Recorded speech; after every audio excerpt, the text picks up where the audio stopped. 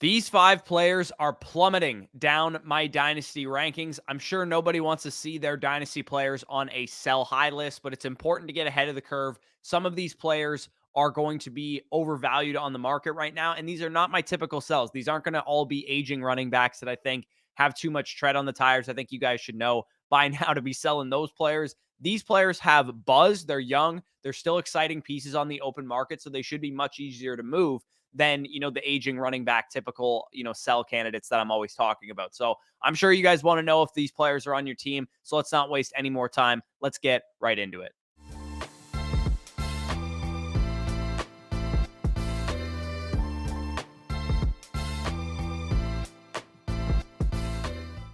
So as I mentioned in the intro, this video will be semi-controversial. I think in Dynasty, it's usually assumed that all young players will eventually develop and reach their ceiling, but we know that that's not always the case. And I think some of these players may end up being dead assets or may end up being disappointing assets if they don't take a big step this year. So for most of this video, I'm going to be outlining the downside risk with most of these players rather than the upside case that I'm sure most other people will outline. Of course, all of these players could still hit. I could definitely be wrong on these guys, but I think it's important to outline, the fact that these guys might be on thin ice when it comes to their market value for dynasty players. If they don't make the leap, maybe the market will give up on them. So the first guy that we're going to talk about in this video is Treylon Burks, wide receiver for the Tennessee Titans, currently wide receiver 29 per keep trade cut.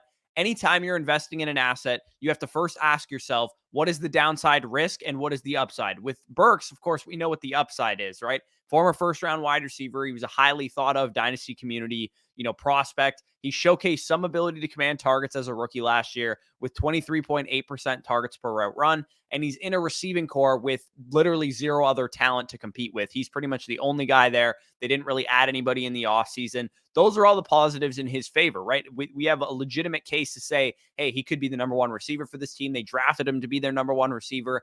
And, he flashed a little bit as a rookie. But with young players, we never talk about what happens if they don't work out because we're so focused on what happens if they do. But this offense is probably not going to be good. Derrick Henry's getting older. He might get moved at the deadline if they're not winning games. Ryan Tannehill versus Will Levis is a camp battle and an ongoing thing, which could affect Treylon Burks' output, especially if they have a rookie quarterback starting at some point. And this team just does not throw the ball at all. And I don't expect that to change given what they did in the NFL draft, drafting a guard at 11, drafting Will Levis at 33, of course, Tajay Spears, who's a running back at 81, and then a tight end who's mainly a run blocking tight end in round 5. So the offensive situation is definitely not good with Treylon Burks. And when you look at his reception perception numbers, it also makes me wonder if this guy's going to be any good in the first place. Numbers in the 23rd to like 25th percentile across the board. That doesn't scream to me that he's going to be a future success.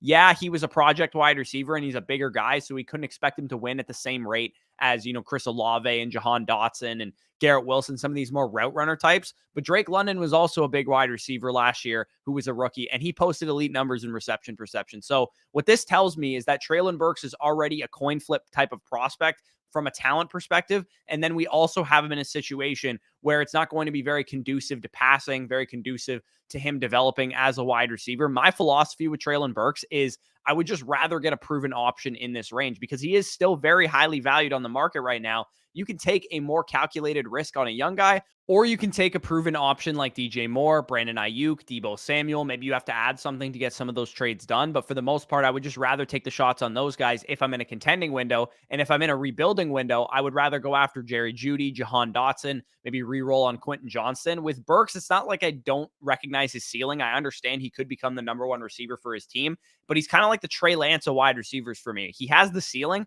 but it's not a simple 50-50 shot that he reaches it. And in this range, there's more surefire bets to take. We know that DJ Moore and Ayuk and Deebo are all great wide receivers, and there's more calculated risks to take with Jeudy, with Jahan Dotson, with Quentin Johnston type. So for Treylon Burks, it's just too expensive for me. I think he should be going a little bit later because we don't know if he's a great receiver yet. We know the offensive situation isn't very good either. So for me, Treylon Burks is a guy that I'm probably selling if I have him.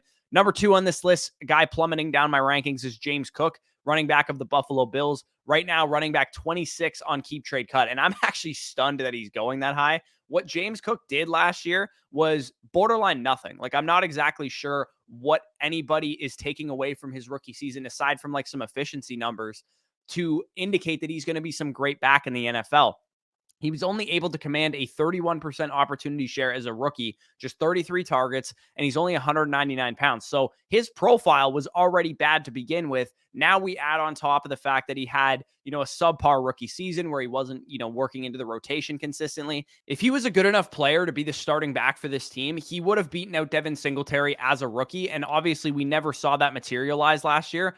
What people are expecting from James Cook is this primary pass catching role for the Josh Allen led Buffalo Bills, a team that throws the ball a lot, but they target their backs at the fourth lowest rate in the NFL, which is obviously a big time problem. We know Josh Allen is a mobile quarterback. He's probably not going to check down very much. And James Cook, even as the primary pass catching back, has split time with the other running backs on the field. So it's not like they're giving him all of the routes, all of the targets. They're still splitting time, at least what we saw from him as a rookie. He could definitely develop into that role a little bit. But for me, I just think that role is a little overrated if we're talking about a guy who's a borderline RB2 in Dynasty. Damian Harris comes in, who's a very capable ball carrier. He's an incredible red zone back as well. And there's still guys available that Buffalo could add to this backfield. There's still, Derrick Henry, Dalvin Cook, Leonard Fournette, Ezekiel Elliott, Kareem Hunt, all these guys. One of them could land in the Buffalo Bills offense, and it wouldn't shock me. They're a competitive team. They're trying to win a Super Bowl. Having running back depth definitely makes some sense for them. Nothing about James Cook excites me, realistically. I think the absolute nuts range of outcomes for him is that he's like a PPR flex play, low-end RB2 type, because he won't command a ton of carries, and he's third in the pecking order when it comes to, red zone work. It's going to be Damian Harris first. It's going to be Josh Allen second, and then maybe James Cook gets some red zone looks. So for me, there's just not a lot exciting about James Cook, aside from the fact that he plays for Buffalo and he had decent efficiency numbers. There was nothing that I really took away from his rookie year that I was like, oh yeah, man, this guy's going way up in my dynasty rankings. I'm just not quite there with James Cook. So I think I'd probably be selling him for, more productive guys, even his own teammate. I would rather have Damian Harris in dynasty than James Cook if I'm in a competitive window. So number 3, we have Michael Pittman Jr. And this one kind of stings a little bit. He's currently wide receiver 20 per keep trade cut. Pittman is kind of caught in no man's land for me in my rankings right now. I have him in the mid 20s. I have him at like 25. He's going to be 26 years old midway through this season. So I don't think we can say he's, a young receiver anymore. He's not an old receiver, but he's more like in his prime. And I think he's going to be a victim of Anthony Richardson's development a little bit, either this season, next season, both seasons, whatever the case is. I think when you have a project quarterback starting, it's going to hurt your number one wide receiver, because I know Michael Pittman Jr. has, finished as a top 24 receiver in points per game the last 2 years, but we were expecting more from this guy going into last year, right? We were drafting him at the tail end of the top 12, expecting that he had a top 5 ceiling. And of course, a lot went wrong for the Indianapolis Colts last year, but I don't see a range of outcomes where they're like much better as a passing game this year, because they have a rookie quarterback starting who was a project coming out of Florida. One more down season for Michael Pittman Jr., and I think the market could really sour on him. The Colts will likely deploy a run-first offense, right? They got a mobile quarterback. They got Jonathan Taylor. He's currently very inaccurate right now, Anthony Richardson. And to be honest, I believe Josh Downs is actually a very significant add to this offense as well, because Michael Pittman Jr. has been the bar none number one receiver for this team. He's competing with 0 real target earners like Alec Pierce and Jelani Woods and guys like that. And you guys know I love Josh Downs. Josh Downs can command targets, and he's also an easier target for Anthony Richardson to hit. So the bottom line of this whole situation is that the overall pie of the offense will get smaller because it'll be very run heavy. Michael Pittman's share of that pie could get smaller if Josh Downs is the player I think he can be. And then we also have, Alec Pierce going into year 2, Jelani Woods going into year 2. It's possible that all these other guys emerge more as target earners than we've seen. I know this might sound very nitpicky on Michael Pittman. I'm simply proposing the idea that 2 disappointing years in a row, if he disappoints yet again this year, may be significant for his dynasty value. And for that reason, I think I favor guys going in his range. Same type of names as I talked about before with Burks, Judy, Ayuk, Christian Watson, Deebo Samuel, even Jahan Dotson. I prefer those guys in dynasty right now because I can see a clearer outlook, a clearer path for them to at least hold their value, if not go up a ton in value. And I think Michael Pittman Jr.'s value is going to go down in the next couple weeks, in the next couple months, once we get into the season, once we see a run-heavy rookie quarterback throwing him the ball. The saving grace is that he is a free agent after this year, and he may go to a different team. Maybe the Carolina Panthers sign him or something like that to build around Bryce Young. That's definitely possible, but I do think the Colts are probably going to want to retain him and maybe extend him as well. So Pittman's a tough case, but I definitely think he is on the fall, at least for me right now. I don't feel comfortable drafting him in a startup knowing the types of receivers going around him. Number 4 on this list is Jameson Williams, who is currently wide receiver 27 per keep trade cut. Jameson Williams was already a risky proposition. Let's just start with that because we don't usually see rookie wide receivers miss their entire seasons and then work out. And I get it. He was recovering from the ACL tear. We weren't expecting him to have some monster rookie season, but it is still worth noting that he misses all that crucial development time. And now we have a guy who's suspended for the first 6 games of his second season as well. And to be honest, it's just giving me bad vibes. He was dumb enough to get caught gambling at work, which is, obviously he knows that rule exists and that you can't do that in the NFL, even though he wasn't gambling on NFL games. It's just still, a knucklehead move, in my opinion. And B, now he's going to miss even more development time because he's suspended for the first 6 games of his second year. How many wide receivers can we name that became like fantasy superstars that missed the first year and a half of their rookie season? To me, that's very significant. And I don't think the market is accounting for that enough. And again, let me propose the question: being dropped in the middle of his second season with very little NFL experience, what happens if we're in week 11 or week 12 or week 13 of this year and Jameson Williams not only isn't producing, but maybe he isn't even on the field yet. Maybe he isn't, the number 1 receiver, the number 2 receiver in routes. Maybe he's still splitting time with guys like Khalif Raymond and Marvin Jones and stuff like that. How quick is the market going to sour on Jameson Williams? I'd rather offload that risk right now. Get yourself a proven player in that contending window area like Chris Godwin, Calvin Ridley, Hollywood Brown. All those guys are going around Jameson Williams, and I'd imagine you can get them maybe even plus for Jameson Williams in a trade, given that he's a young receiver who was a first-round pick. Or you could re-roll into a different young receiver, which is something I would probably rather do than the first option, like Jahan Dotson, like Zay Flowers, maybe even Quentin Johnston you can get up to with Jameson Williams. So for me, I'm going to offload that risk. Maybe, mid-season, if he's having a little bit of a resurgence, it looks like he's starting to command targets and stuff like that, I might be willing to buy back into Jameson Williams. But for me, I think I want to wait and see. I'm okay missing out on him because I don't think that he's going to be some superstar wide receiver 1. I think if he hits, he can go back into the wide receiver 15 to 20 range. And I don't think the risk that he presents is worth that reward at this current point in time. So if you have Jameson Williams, I've sold him in 2 leagues, and you guys can see the trades that I made for Jameson Williams or away from Jameson Williams on the screen right now. I invested in more stable assets, more draft picks, that kind of thing. I would definitely be offloading him if you have him in Dynasty right now. Number 5, we have Kadarius Toney, the last guy of this video, wide receiver 38 per keep trade cut right now. Again, another type of downside risk sell for me. People buying into Kadarius Toney because of the peripherals. He's got great yards per route run, targets per route run. He's been very efficient anytime he's got targets. Nobody seems to care that he was objectively a bust last year, right? We drafted this guy in the 8th to 10th round, thinking he might be a breakout candidate. Not only did he not improve on his points per game from his first year, he's 8.2 PPR points per game as a rookie with the New York Giants, dealt with a bunch of injuries. We were like, hey, if Kadarius Toney can stay healthy, he can be the number 1 receiver for this Giants team.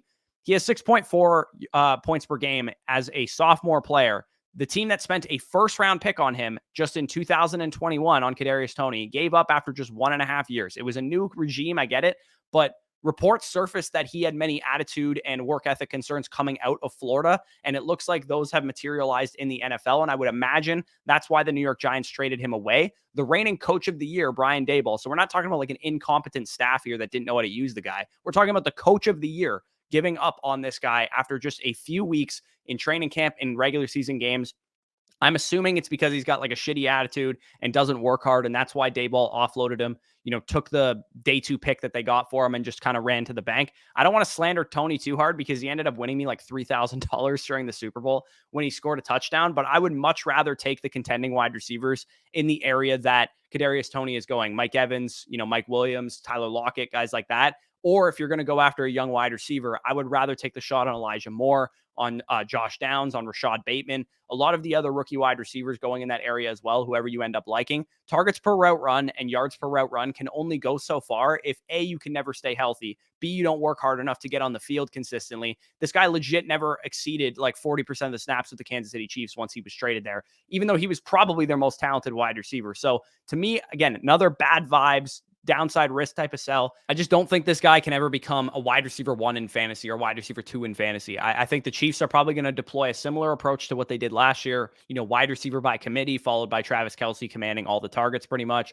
And I would actually take the bet on Sky Moore over Kadarius Toney. So if you can sell Kadarius Toney for Sky Moore in a second or Sky Moore in a third or something like that, I would probably take that because I think Sky Moore at least has the work ethic, had a better profile, that kind of thing. So Kadarius Toney, a guy that I am selling right now, a guy coming down in my dynasty rankings. If you guys enjoyed this video, leave a like down below, comment any of your thoughts down below, subscribe to the channel if you are new. This is the first video I have ever edited with Adobe Premiere Pro. So hopefully the quality is improved. A lot of you guys have talked about like frame rates and that kind of thing. So hopefully it was better in this video. Tell me down below if you thought the quality of this video was better than previous videos. I will definitely be using this software going forward. Very excited to be doing that and learning a big boy software to how to edit videos. So definitely appreciate all the support you guys have shown on the channel. Also, check out Flock Fantasy if you want all my dynasty rankings. I talked about players moving up and down them in this video. Using the promo code FSE, you can get 30% off any of the site packages. And it's not just rankings. We have articles, content, live streams, all that stuff, all on the site there. 30% off, 6 months for free if you sign up annually, and also a 2-day free trial to check out what we got going on over there. This week, I'm going to be dropping the trade value charts. I already dropped the quarterback one on Friday, I believe, and I'll probably drop the running back one either today or tomorrow. So definitely stay tuned for that as well. But with that being said, peace out, and we'll talk to you soon.